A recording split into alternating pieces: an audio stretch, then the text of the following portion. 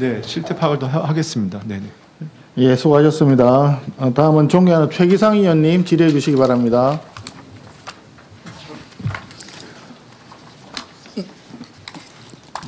부총리님께 기준 중위소득에 관하여 질의하겠습니다.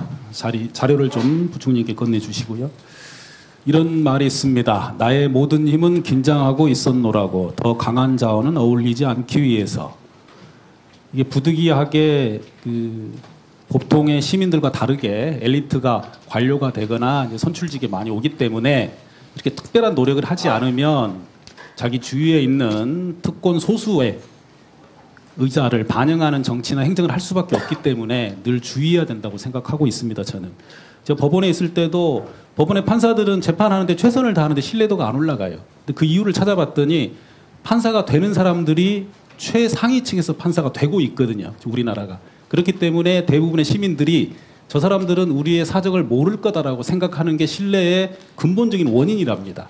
근데 기재부의 고위공무원단도 워낙 엘리트시고 주위에 그런 분들이만 사교할 가능성이 높기 때문에 본인들이 생각하시는가 국회의원들과 좀 다르다는 말씀 드리고요. 제가 지역구 국회의원이 됐더니 적어도 이 말은 지킬 수가 있더라고요. 저희 지역의 23만 명 중에 아마 저보다 강한 분은 없다고 생각할 정도로 대부분이 일상에 힘드신 서민들이십니다. 저는 거기서 지역구 국회의원들 힘이 나온다고 생각하기 때문에 우리 행정부 관료들이 존중해야 된다라는 말씀을 한번 다시 드리고요. 그래서 근데 제가 이 기재부 관련한 사안에 대해서 우리 부총리님이나 우리 차관님들이나 실장님하고 만나서 얘기를 들어본 적이 없어요. 제가 너무 강한 사람이나 어울리지 싶지 않아서 그러신 건지 잘 모르겠습니다. 아니면 야당 의원들이 강한 자들이어서 안 만나시는지 모르겠는데 좀 참조해 주시기 바랍니다. 아닙니다. 앞으로 네. 많은 기회를 갖겠습니다. 넘어가겠습니다. 네. 오늘 업무 보고를 보면요. 취약계층 맞춤형 지원, 약자복지 관련해서 기준 중위소득을 2번이나 얘기하셨어요. 다음 페이지 보시겠습니다. 기준 중위소득의 활용처가 이렇게 많습니다. 생계급여, 주거급여, 의료급여, 긴급복지지원제도 등 정부 지원사업에 정말 많은 숫자가 있고요. 대상자 선정도 기초생활수급자 관련해서도 255만 명이고 더 많은 국민들께 영향을 받으시는 중요한 거지요. 부총리님. 네.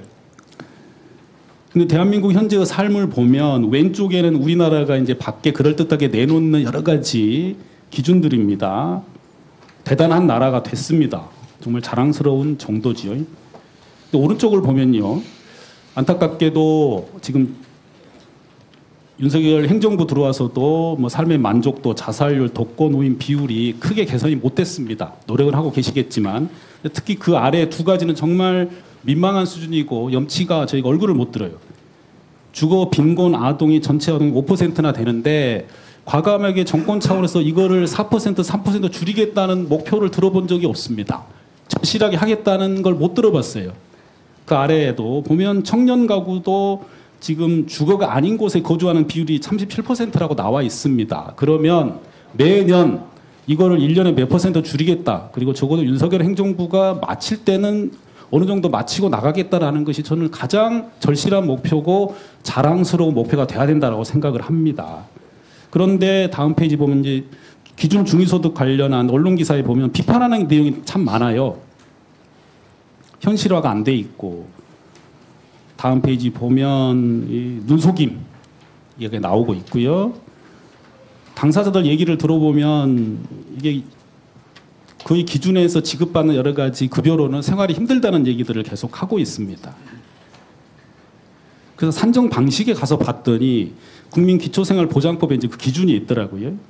통계청이 발표하는 통계 자료의 뭐 중간값에다가 일부를 반영해서 산정하게 돼 있는데 보니까 가장 최근에 4인 가구 중심으로 이제 통계청에서 발표한 자료가 4인 가구 중심으로 한 900여만 원이 됩니다.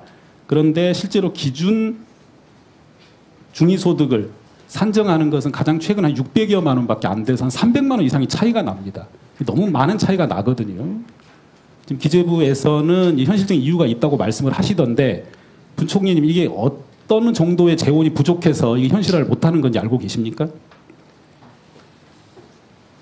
그 현실화라는 말씀의 취지를 어떤 뜻으로 쓰시는지 모르겠습니다. 많은 왜냐하면 중위소득이라는 게 좀 통계적으로 우리가 중위소득이 나오는 것들이 우리가 실제 느끼는 중위소득보다 굉장히 낮은 수준입니다.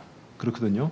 그래서 어떻든 간에 저희가 생각하는 거는 저게 가능하면은 기준 중위소득을 통한 어떤 국민의 기초생활 보장하는 부분들의 그 정책 자체가 좀 더 실효성이 있도록 가야 되는 건 분명합니다. 그렇지만 또 거기에 따라서는 재원이 따르기 때문에 저게 뭐 윤석열 정부 들어서 저희가 뭐 기준을 바꾼 것은 아니고요.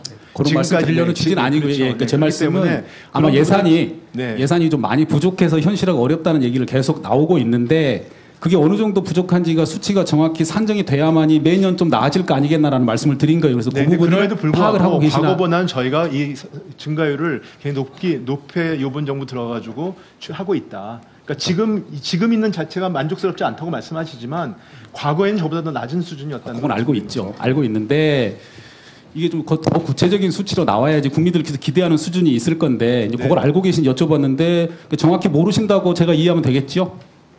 그 두 번째로는 이제 이걸 산정하는데 우리 기재부 이차관님이 참석하게 돼 있어요. 규정이 알고 계십니까? 네, 알고 있습니다. 근데 그동안 몇 년 동안 차관 한 번도 안 가셨더라고요. 다 심의관이 되신 것 같습니다. 이게 어떻게 해석이 되냐면 기재부에서는 이 부분을 별로 중요하게 생각하지 않는구나. 아니면 그렇지 않습니다. 그 자리에 가서 예산 때문에 이거 현실화하기 어려우니까 그런 말을 해야 되니까 곤란해서 심의관을 대신 보냈다라고 생각이 들어요. 그렇지 않다면 왜 차관들이 그동안 뭐 정부를 떠나서 안 갔습니까, 장관님? 그 결과가 중요합니다, 의원님. 저희 정부, 그러니까 윤석열 정부 들어서서 기준 중위소득 가장 많이 인상해 왔고 그런 부분들은 기재부가 동일하지 않으면 있을 수 없는 일입니다. 그러니까 뭐 그 참석 여부를 떠나서 그렇다는 말씀을 드리는 겁니다. 적절하지 않는 대답 같습니다, 부총리님. 그러면 이 자리에 국회의원 제가 안 하고 보좌관이 와서 아니죠. 국무회의 감사해도 됩니까? 그건 아닙니다만. 중요한 일이면 차관님이 가서 챙기셔야 된다고 말씀하셔야 되는 거 아닌가요? 다음부터 우리 김 차관님이 가셔야 되는 거 아닐까요? 어떻습니까? 의원님, 그 중생보유에 참여할 때는 저희 뭐 담당 실장, 국장들이 관련된 내용을 저희하고 다 협의를 한 다음에 저희 기재부 입장을 가지고 가는 거기 때문에 굳이 제가 꼭 안 간다고 그래서 기재부가 그거를 중시 여기지 않는다는 그런 의미는 전혀 아니라는 말씀을 드립니다.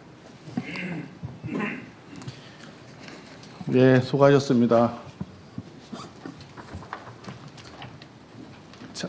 지금 기재부에서 참석을 안 하는 것이 문제라는 취지로 지금 질의하신 거죠?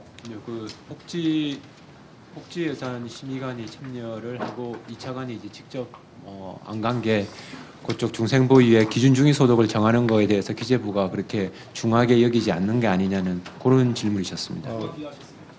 알겠습니다. 네, 전 경우에 결과를 따라서는 얘기하겠다는 얘기죠. 재정 권한을 쥐고 있는 그 기재부 차관이 오면은 압력을 행사하는 것처럼 느껴질 수도 있을 것 같다는 생각이 얼핏 들어서 한번 말씀드려봤습니다. 예, 수고하셨습니다. 다음은 존경하는 황명선 의원님 질의해 주시기 바랍니다.